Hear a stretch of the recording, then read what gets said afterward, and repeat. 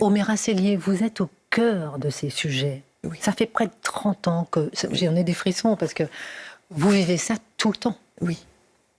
Comment vous pouvez comprendre et expliquer ça, que pendant 10 ans, rien n'a été fait?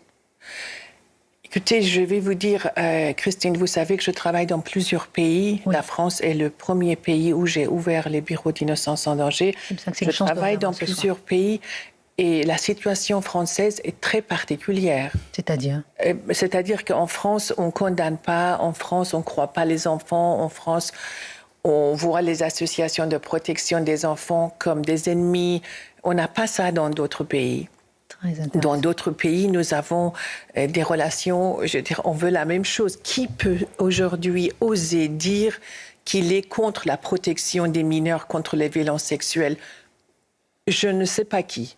Mais ici, en France, j'ai l'impression qu'on doit tout le temps se battre pour avancer d'un millimètre et rien ne justifie ça.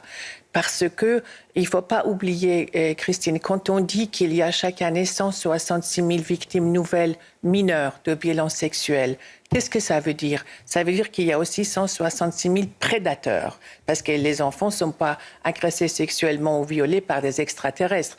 C'est des hommes la plupart du temps, parfois il y a aussi des femmes. Donc ça veut dire que c'est une société qui a un problème de santé mentale. Et quand on ne condamne pas, quand on classe 84% des affaires de violences sexuelles sans suite, quand on ne croit pas les enfants, quand on condamne les médecins qui signalent, qu'est-ce que vous voulez que je vous dise? Et partout on se tourne autour de moi, dans mon domaine, il faut se battre pour chaque millimètre qu'on gagne. Mais ça vaut la peine de le faire. L'année dernière, il y a 122 prédateurs qui sont derrière les barreaux pour ce que ça vaut. Parce que la prison n'est pas la seule réponse, mais c'est la seule qu'on a, où Innocence en danger était partie civile. Donc notre travail est très précieux.